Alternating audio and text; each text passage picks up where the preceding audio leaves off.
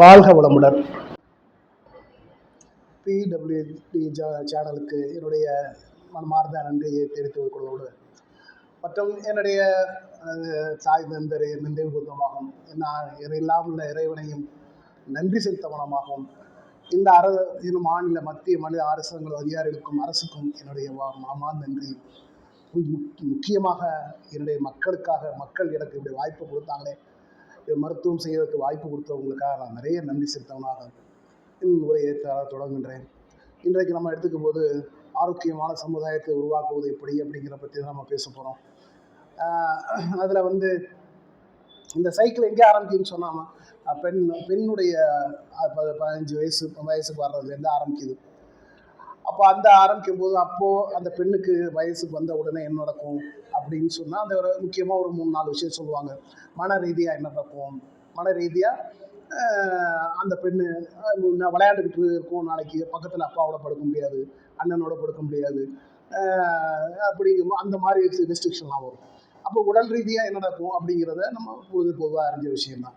அடுத்தது குடும்ப ரீதியாக என்ன செய்வாங்க, அப்பா நீ என்னப்பா முன்ன மாதிரி வெளியில் போகக்கூடாப்பா அப்படிங்கிற நிறைய என்ன குடும்பத்து பெரியவர்கள் என்ன செய்வாங்க, அவங்க நிறைய ரெஸ்ட்ரிக்ஷன்லாம் பண்ணுவாங்க. அப்போ பொருளாதார ரீதியாக என்னங்கிறது இன்னைக்கு ஒன்றும் பெரிய விஷயமா இருக்காது பெரும்பாலும். இப்போ அந்த பொண்ணு எப்படி வளருது, இன்னும் சொல்லப்போனால் நாங்கள் இதில் வளரும் பெண்கள் திட்டங்கள் நாங்கள் மாற வாரம் அனீமியா ப்ரோக்ராமு நிறைய நடக்குது. பெண்களுக்கான ப்ரோக்ராம்ஸ்லாம் நிறைய நடக்குது. எப்படி தனி சுத்தமாக இருந்துக்கிறது, அனீமியா வராமல் எப்படி தடுத்துக்கிறது, இந்த சமயத்தில் என்னென்ன பிரச்சனைகள் வரும் அப்படிங்கிற பற்றியெல்லாம் நான் நிறைய பேசியிருக்கேன். அப்போது அடுத்தது இதுக்கு அடுத்த இது பெண் ஒரு ஏஜ் அட்டன் பண்ணுவோம் 18-19 போது என்ன செய்யுது, அடுத்த இதுக்கு நகர்வார் இது இப்போ திருமண வாழ்க்கைக்கு. அப்போ திருமணம் ஃபிக்ஸ் பண்ணும்போது அங்கேயே இருக்கும்போது என்னது, யார் கூட இருக்க போகிறாங்க, அந்த பெண் எங்கே போய் மாமனார் வீட்டில் எங்கே போகிறோம், புது சூழ்நிலை எங்கே இருக்க போகிறாங்க, குடும்ப ரீதியாக எப்படி இருக்க போகிறாங்க, யாரோட எப்படி பழகணும், என்ன மாமனார்னா எப்படி, மாமியார்கிட்ட எப்படி, இப்போ சகோதரர்கிட்ட எப்படி நடந்துக்கணும், கணவரோட சகோதரத்தை எப்படி நடந்துக்கணும், கணவரோட சகோதரிகிட்ட எப்படி நடந்துக்கணும்,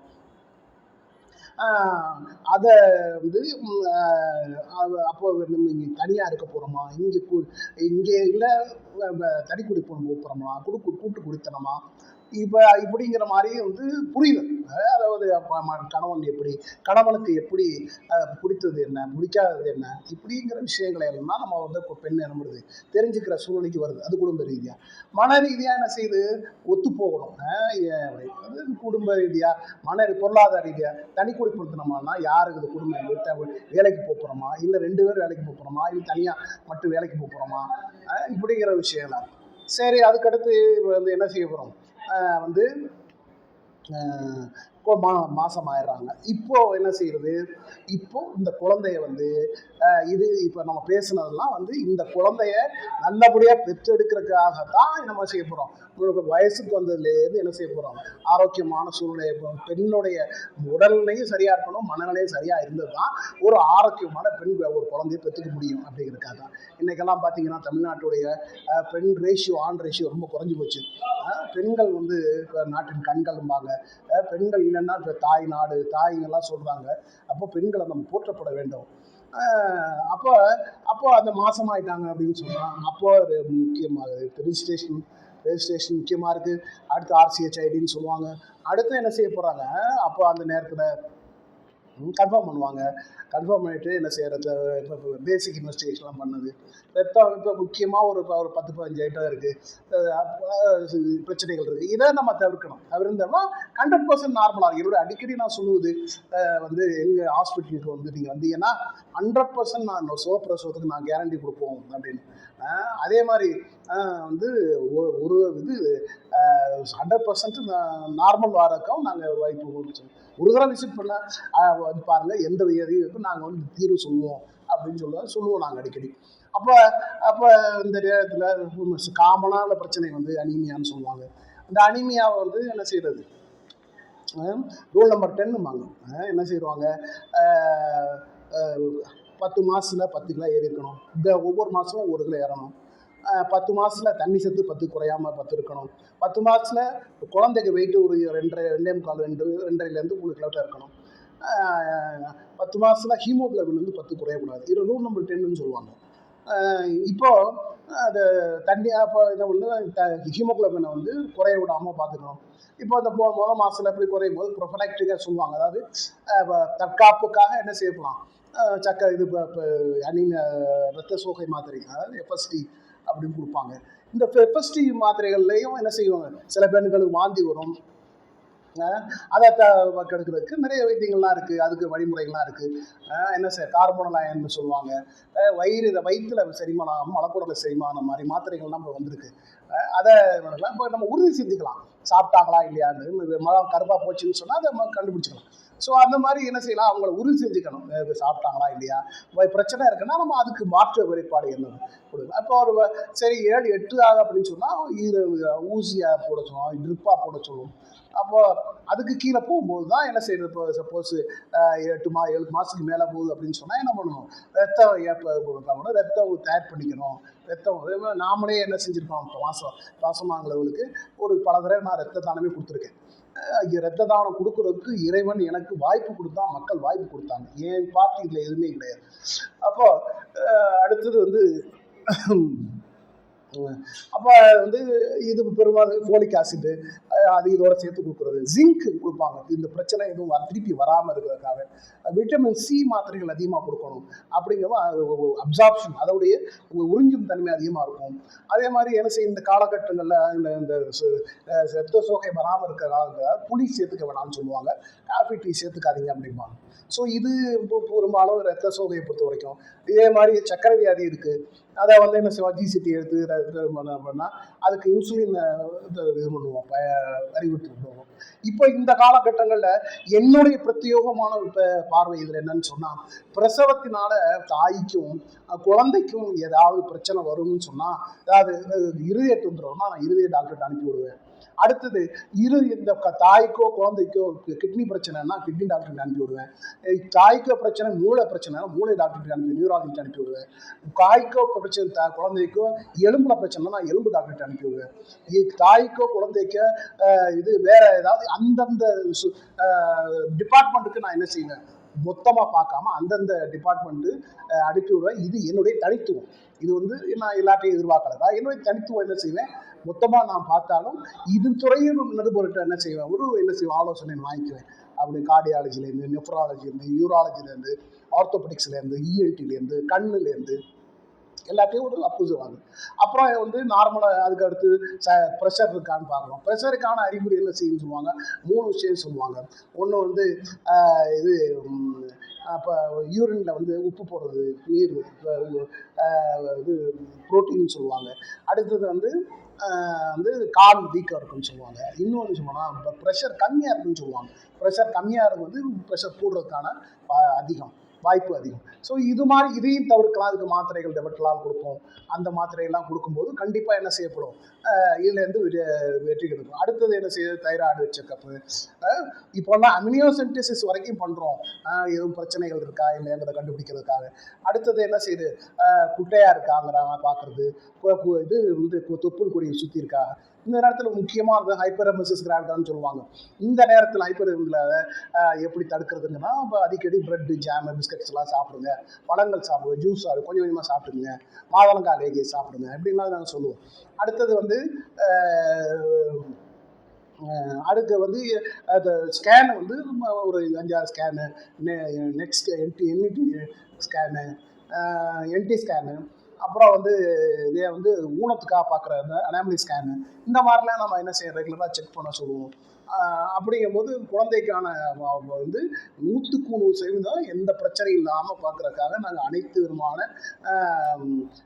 ப்ரிகாஷனே நம்ம எடுத்துக்கிட்டு தான் வர்றோம். அடுத்தது வந்து இந்த தைராய்டு பிரச்சனை இருக்கான்னு பார்ப்போம். அடுத்தது வந்து குழந்தையோட வெயிட் எப்படி இருக்குன்னு பார்ப்போம். தண்ணி சத்து கம்மியாக இருக்கா இல்லைங்கிறத பார்ப்போம். அப்புறம் வந்து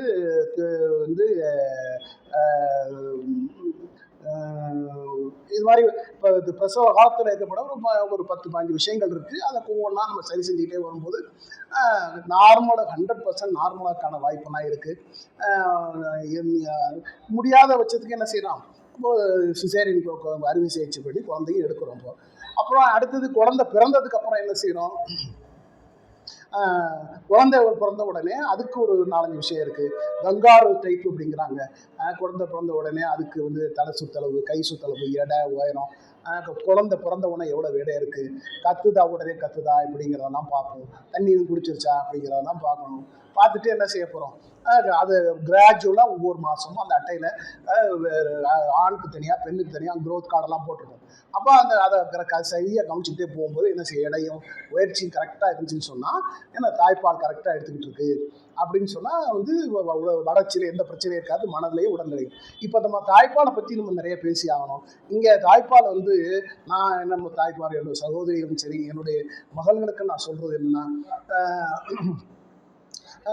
இது ஒரு நாளைக்கு 5-6க்கு மேலே கொடுக்காதீங்க. ஒரு தடவை கொடுத்தீங்கன்னா 1 மணி நேரம் 2 மணி நேரம் கொடுங்க. வயிற்றை தொட்டு பாருங்க, வயிறு ஃபுல்லாகிற வரை விடாதீங்க. கொஞ்சம் பெரும்பாலும் குழந்தை வயிறு நிறைஞ்சு வயிறில் லேசாக விழுந்த உடனே தூங்கிடும். அப்போ கிள்ளி விட்டு கொடுங்க, கிள்ளி விட்டு கொடுங்க. அப்போ என்ன ஆகும், அது வயிறு ஃபுல்லாயிரும். அப்போ வயிறு ஃபுல்லானதுக்கப்புறம் நம்ம ஒரு தடவை 1க்கு போச்சா 2 தடவை கொடுங்க.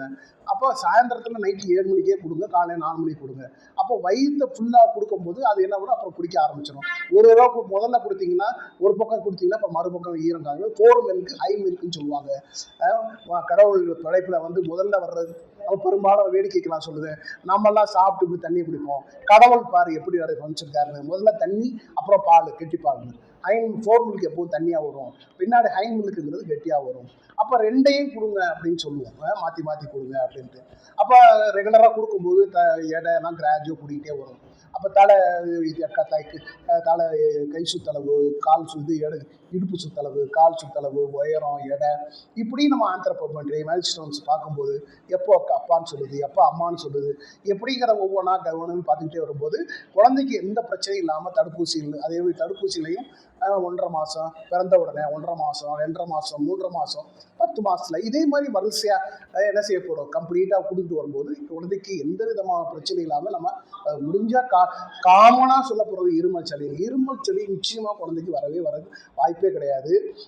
பெரும்பாலும் அது வந்து நிமோனியா, அது ஆஸ்பிரேட் நிமோனியாவாக தான் இருக்கும். குழந்தைய சரியானபடி பால் கொடுக்க தெரியாமல் மூக்கில் யாருக்கு வராதான் இருக்கும்போதே நாங்கள் பல தடவை நாங்கள் நெஞ்சில் வச்சு பார்க்கும்போது அதுக்கான எந்த அறிவும் இருக்காது. சரி, நான் அப்படியே ஒருவேளை சளி இருமல்னு சொன்னால் எங்களை விட ஒரு பெரிய டாக்டர், எங்களை விட ஒரு தடைந்த ஸ்பெஷலிஸ்ட்டு மருந்துன்னா அது நீங்கள் உங்களுக்கு தாய்ப்பால் தான். நான் தாய்ப்பாலுக்காக நான் இறைவனுக்கு நான் நிறைய நன்றி செலுத்தவனாக இருக்கேன். அப்போ அதை நம்ம கொடுக்கும்போது இன்னும் வெளிநாடுகளில் அதை சேமித்து கூட கொடுக்குறாங்க. அப்போ நம்ம கொடுக்கும்போது எங்களை விட அந்த மருந்து நல்லாவே வேலை செய்யும். நிச்சயமாக என்ன போடும், எந்த வியாதி இல்லாமல் காப்பாற்றும். அப்போ 7 மாதத்துக்கு அப்புறம் இணை உணவுலாம் முக்கியமாக இந்த இதில் விடுற அந்த மெடிக்கலில் விடுற அந்த பாடகர் தவிர்த்துக்கிட்டு நம்ம ஸ்டேட்டவே என்ன செய்யலாம், இது பருப்பு சாதம் 7ஆம் மாதத்துலேருந்து பருப்பு சாதம், கீரை சாதம், தயிர் இது தக்காளி சாதம், இந்த மாதிரி ஒவ்வொரு முட்டை சாதம், பருப்பு சாதம், வாழைப்பழம், இப்படி ஒவ்வொன்றா கொஞ்சம் கொஞ்சமாக சேர்க்கும்போது அது கிராஜுவலாக சரியாக வந்துடும். ஏதாவது சாவியை கீரை போட்டு எப்போ திரும்புதா, அப்பான்னு எப்போ சொல்லுது, அம்மா என்ன சொல்லுது, இப்படி ஒவ்வொரு விஷயமா நம்ம என்ன செய்ய இப்போ பார்க்கும்போது என்ன போகுது, வளர்ச்சி வந்து எந்த பிரச்சனை இல்லாமல் போயிட்டே இருக்கும். 18 வயசில் வந்து அதோட இது முடியும் போது அப்போ இதோடைய இது முடியுது. அப்போ இந்த குழந்தை வந்து ஒரு ஆரோக்கியமான சூழ்நிலைக்கு மறு சைக்கிளுக்கு இது வருது. அப்போ இந்த நேரத்தில் நான் வந்து இதோட நம்ம முடிச்சுக்கிறோம் சார்.